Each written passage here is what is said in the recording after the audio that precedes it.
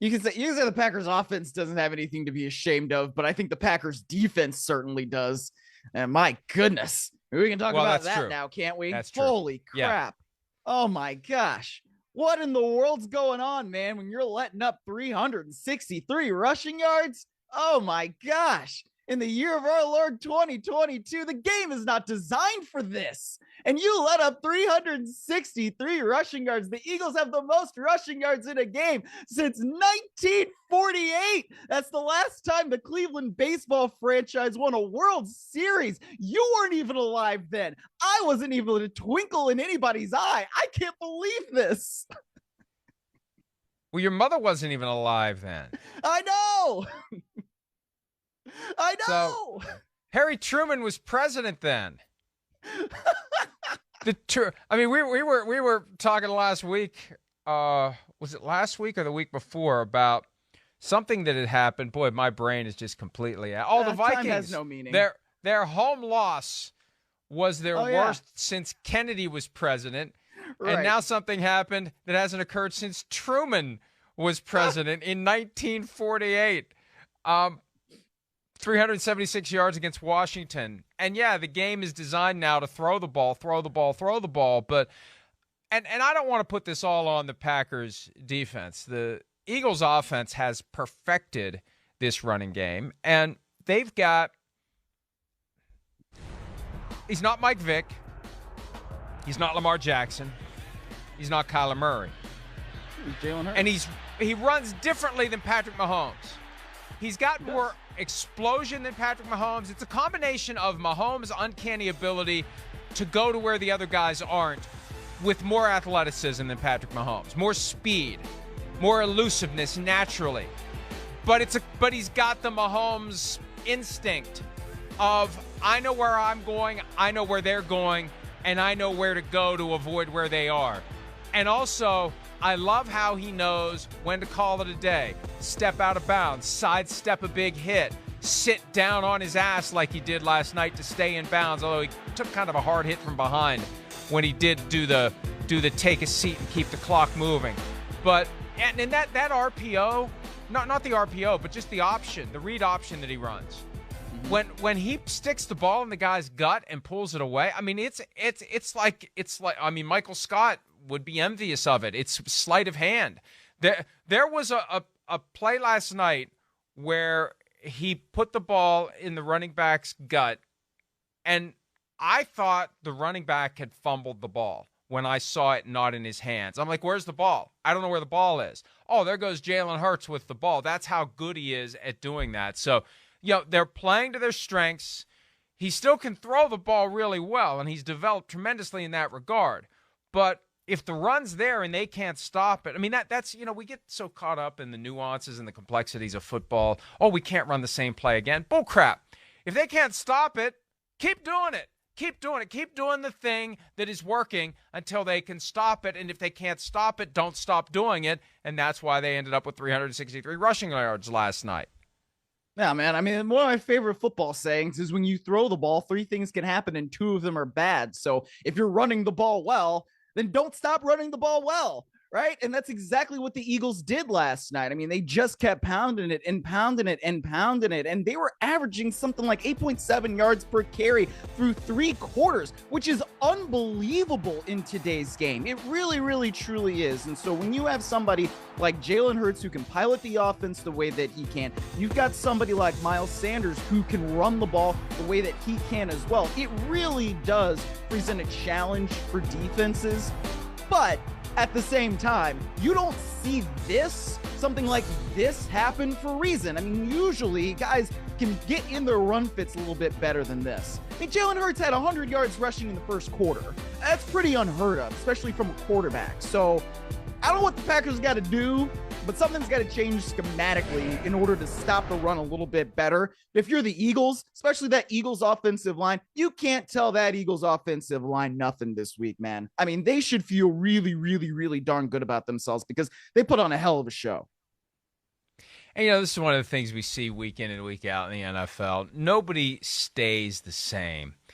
you're kind of down for a little bit. You're sluggish. You get called out. You get focused. It all falls together. It all starts to work from the first drive, and it just keeps going.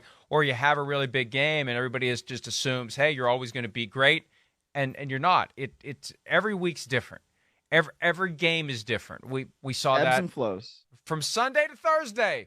40-3, the Vikings lose, and then they find a way to go toe-to-toe with the Patriots and win the game. The Cowboys didn't look nearly as dominant on Thursday night as they had the prior Sunday. The Giants looked awful against the Lions, and then they gave the Cowboys as much as they could handle for as long as they could. I mean, we're going to see that. The Eagles aren't suddenly going to be spectacular every week. It was just last night against a Packers team that needed that game. I've been saying all week the playoffs began, as the case may be, last night for the Green Bay Packers, and they've essentially ended, although they aren't mathematically eliminated, and they still could run the table, and they still could sneak in. It still could happen. It's just not going to be easy to do. There's so many teams out there. When you look at the cluster of teams in the NFC East, there's too many teams to jump over to get in. And I know you only have to get to the 7th spot, but there's a lot of other teams there that are going to have – you're at the point where you need a ton of help. You got to run the table, and you need a ton of help. And it's way too early to start working on the scenarios because there's 6 weeks left for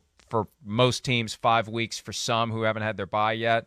But the Eagles don't have to worry about that. I mean, it's just a matter of time before the Eagles clinch something. They may not clinch the division for a while with the Cowboys and the Giants still hanging around and the Washington Commanders. Yeah. But the playoff berth is going to be clinched pretty soon. It has to be for the Philadelphia Eagles now that they're at 10-1.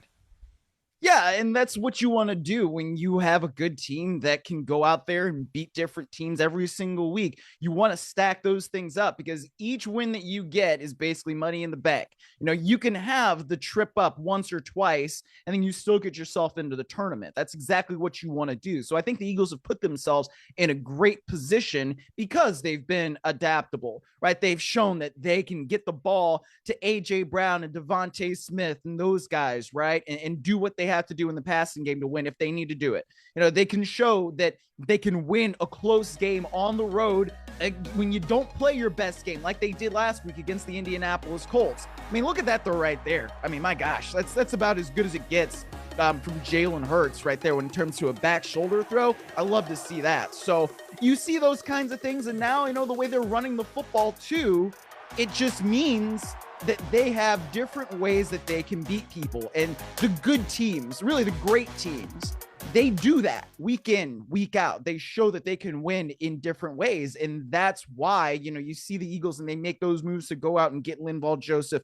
Ndamukong Suh. They weren't resting on their laurels. They tried to get better in the areas that they had some deficiencies. And that's how you continue to make yourself better and push for not just a playoff berth, but also a championship. I like where the Eagles are at. And offensively, that has really been the straw that stirs the drink. They have great balance, though. It's hard to be successful in the way that every team aspires to be successful without having some balance. The defense has been very good. The offense, though, the versatility that they bring to the table. Here's Coach Nick Sirianni from after the game talking about how they are able to basically do whatever they need to do, whatever they want to do in any given situation. You never want to be one-dimensional in anything, so you're trying like crazy. You'll do whatever you got to do to win that game, and sometimes you don't. Shoot, we didn't. I'd be lying if I said, "Hey, Jalen's going to rush for." We said earlier this week that Jalen was going to rush for 150 yards. I mean, so you get the flow of the game and get that, but you never want to be one-dimensional. So I think we've shown that we can win throwing the football. I think we've shown we can win running the football offensively.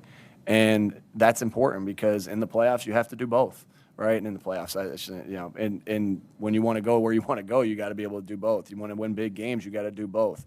You know, that's important. So to win big games, you have to be able to run and throw the ball, and you can't be one-dimensional. And I think that's where, you know, what we've been able to do. Oh, he's upset with himself that he said the P word. He's got now. I know that the long list of superstitions is not exclusive to the Italian heritage, but I can tell you that there's a bunch of them, and I can't keep them all straight. And I'm sure there's things I do every day that my dad would say, "No, don't do that. Don't say that." Don't say playoffs. Don't say playoffs. And he's right, though. When they get to that place that they're trying to get to that we shall not mention until we actually have hatched all of the chickens that I am dangerously counting, you want to be versatile. Because, look, that's when it gets to the point where you've got 17 weeks of film. Mm-hmm. And they start trying even harder than ever to crack the code on what you do. And you want to be able to pivot. You want defenses to pick their poison.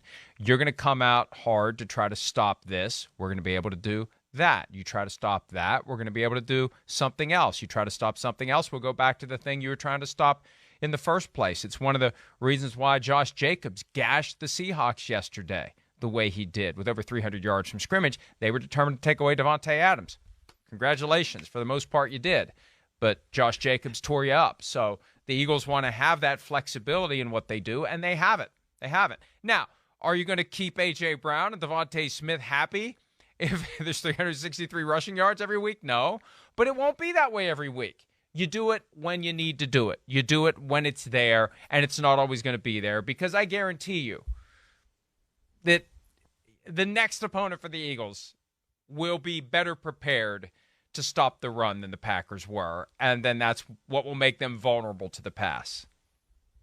Yes, absolutely. And I do think it's funny that it's like you hear Nick Sirianni say the word playoffs, and it's like Jamora just, popped into his head. Playoffs?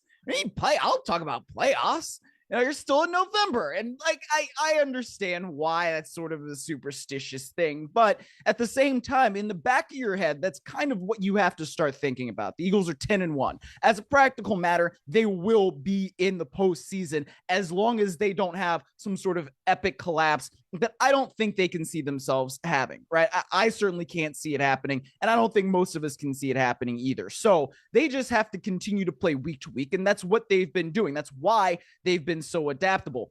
But at the same time, we can think a little bit further ahead, right? And if you look at the way the NFC playoff field could shake out, there's a good chance that at least once in the postseason, they're going to be facing a team for a third time, whether it's the Giants, whether it's the Cowboys, or whether it's the Washington Commanders, because all those three teams really could be in the postseason. I mean, look at what the NFC East is. The NFC East is the division that we thought the AFC West was supposed to be.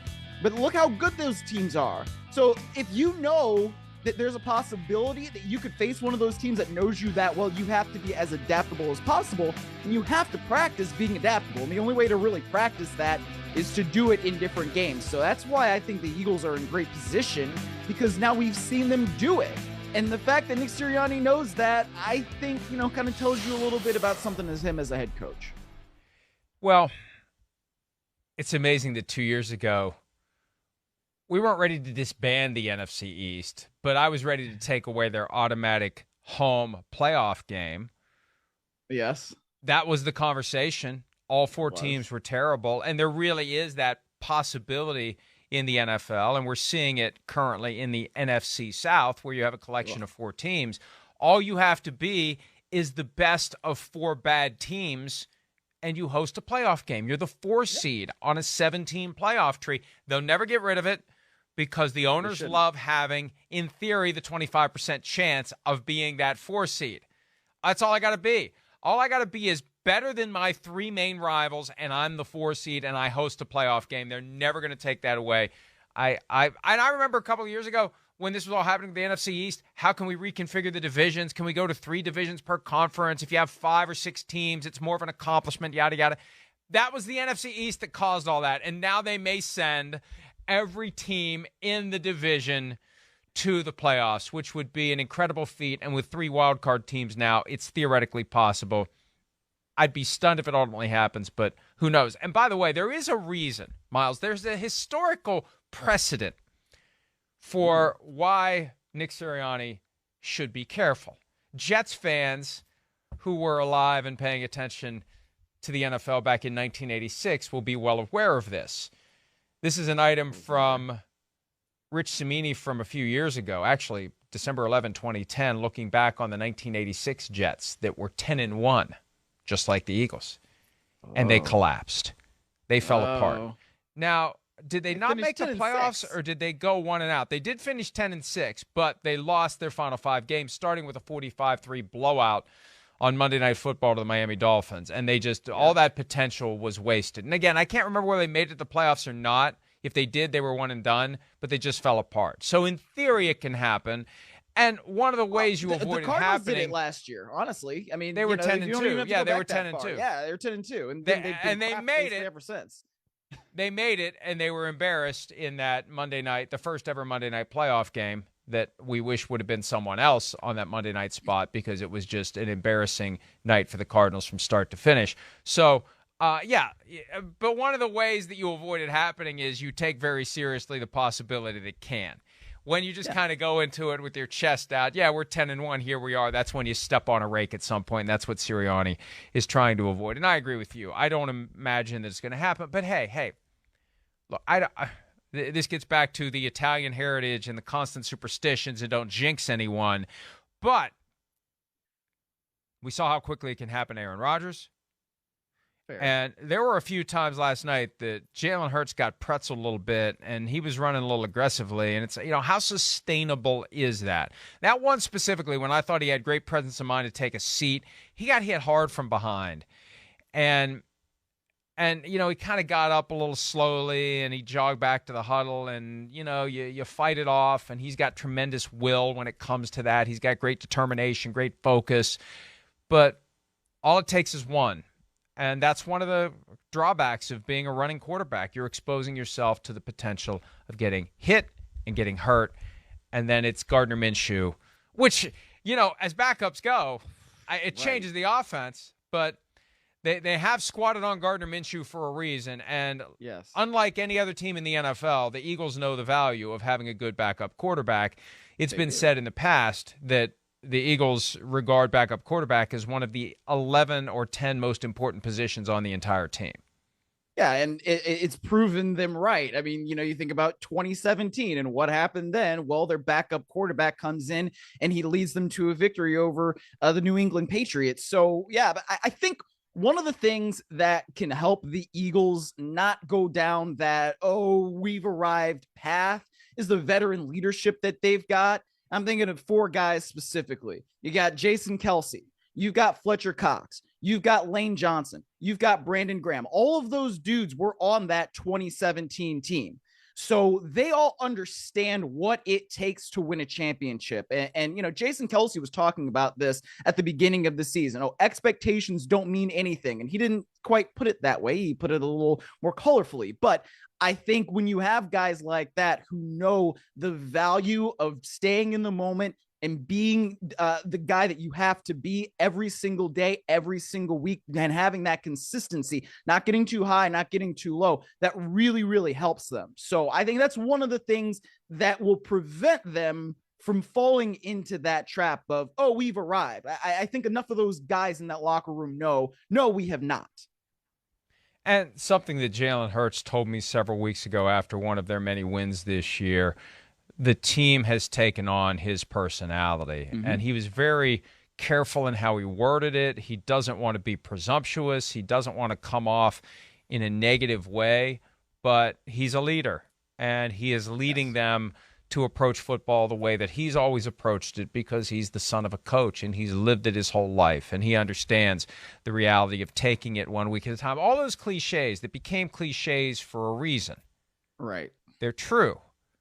That's the reality of a cliche. A good cliche that makes you groan and roll your eyes and here we go again.